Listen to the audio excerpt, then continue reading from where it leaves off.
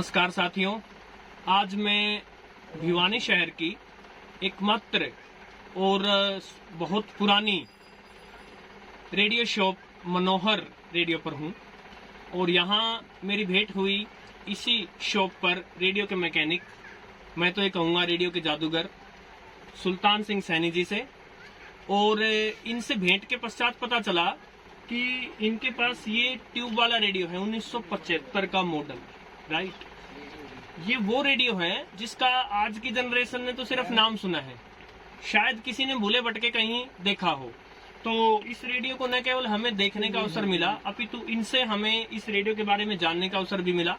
और तब मैंने सोचा कि हमारे दर्शकों को क्यों ना सीधा इन्हीं के मुंह से ही इस रेडियो के बारे में सुनवाया जाए। तो नमस्कार सर। नमस्कार। सबसे पहले तो आपका बहुत बहुत धन्यवाद कि आप हमें समय दे रहे हैं। आप कहाँ से हैं सर? मैं भिवानी हनुमान डाणी। रेडियो के फील्ड में आप कितने वर्षों से हैं? मैं जी 69 से काम सीखने लग गया था और यही से कर रहे हैं शुरू से। 1969, आप देखिए 1969 कितना लंबा समय इन्होंने रेडियो को समर्पित किया है। हमें सभी रेडियो समर्थकों को, ऐसे लोगों को नतमस्तक होना चाहिए। इनकी सेवाओं के कारण, इनके कारण आज रेडियो का नाम जिंदा है। तो आपने इस मॉडल को कब लिया था? 1975 में। 1975 में। 1975 एक काफी लंबा समय है। इतने समय तक आपने इसको संभाल के रखा? हाँ जी, संभाल कर रखा, सिर्फ अपने बच्चों को दिखाने के लिए कि आने वाली पीढ़ी ये सोचेगी रेडियो क्या चीज होती है। देखिए, ये इन्होंने बहुत ही महत्वपूर्ण बात कही। हमारे घर में जो पुराना सामान होता है हम उसे कबाड़ समझ के फेंक देते हैं, राइट। जैसा मैंने एक दूसरे वीडियो में बताया था, मेरे पास भी एक रेडियो था जो ऐसे कबाड़ में पड़ा था। समय निकल जाने के बाद पता चलता है कि इन चीजों की कितनी वैल्यू है। एक दिन लोग इसको देखने के लिए तरसेंगे। तो ये भी आपने काफी अच्छा किया, इसको संभाल के रखा। तो क्या ये रेडियो बीच में कभी खराब नहीं हुआ? ना, बिल्कुल नहीं खराब हुआ। बिजली के रेडियो कम खराब होते हैं। ये बिजली से चलने वाला रेडियो है। और आप ये देखिए, आजकल आज आप रेडियो लाइए, 6 महीने बाद टाइम फिश, और ये 1975 तक अब तक जिंदा है। तो आप इस रेडियो को हमें थोड़ा अंदर से दिखा सकते हैं? साथियों, ये रेडियो से ही पूरी शॉप भरी हुई है। जितना स्थान हमें यहाँ मिला उतने स्थान में हम काम चला रहे हैं। ये देखिए, ये हमें नजर आ रही है, ये वैक्यूम ट्यूब्स हैं और इन्हीं के कारण इनका नाम ट्यूब वाला रेडियो पड़ा। पहले यही आते थे।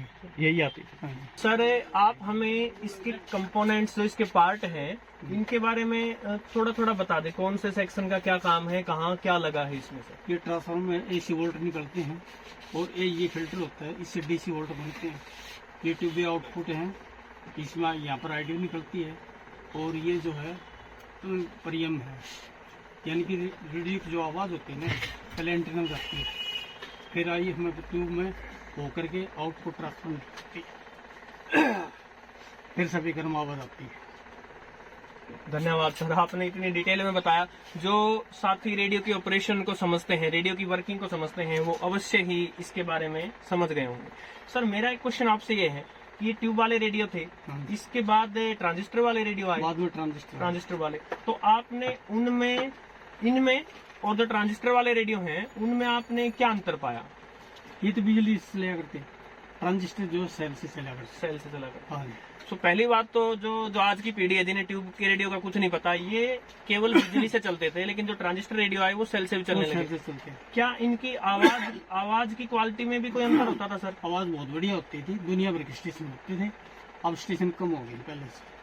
तो एक महत्वपूर्ण बात ये निकल के आ रही है कि ये रेडियो जो है, ये स्टेशन बहुत पकड़ते भी थे और उस समय बहुत स्टेशन होते भी थे। स्टेशन करते हैं, BBC लंदन आता था, सिलोन भी आता था बाहर से, श्रीलंका से, वो भी आते थे। आजकल कम हो गए, अब नहीं आते।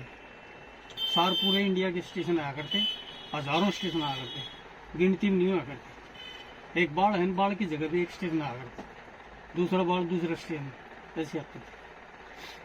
सर में जितने बाल होते हैं साथियों, उतने रेडियो स्टेशन होते थे उस समय, और ये रेडियो पकड़ते थे।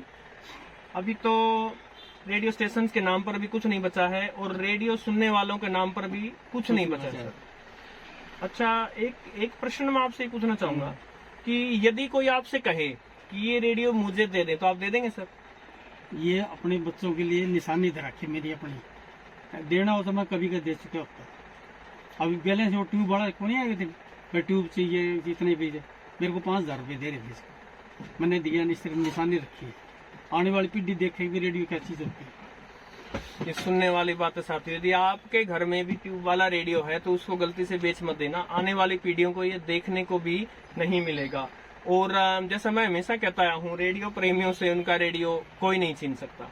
इसके अलावा आप इसके बारे में या आपका इसके साथ अनुभव के बारे में कुछ बताना चाहेंगे सर? स्टेशन इसके अंदर मैं दिखा देता हूँ आपने। हाँ जी। यहाँ पर पाकिस्तान आता था 550 पे, यहाँ पर जो है 700 पे जलंधर आता था किसी टाइम में, फिर दिल्ली आता था, फिर जलंधर आता था, फिर दिल्ली भी आता था, और यहाँ दिल्ली वो विद भारती आता है, और वो जो BBC लंदन आता था। अब कोई नहीं आ रहा, सिर्फ रोहतक और दिल्ली आ रहा है।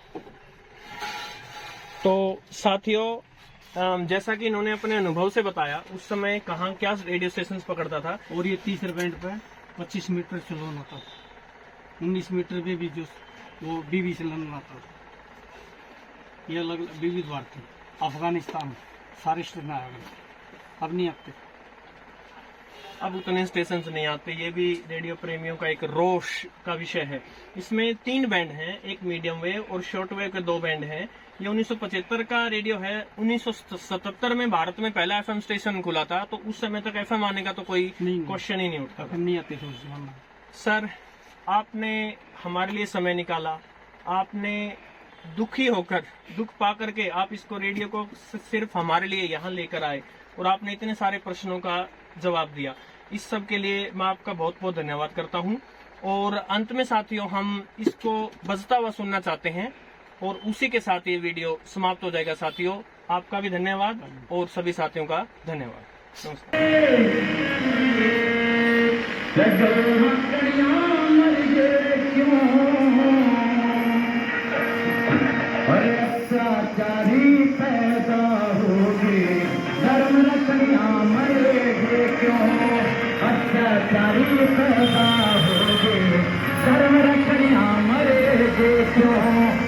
भगवान साथ बतला दे।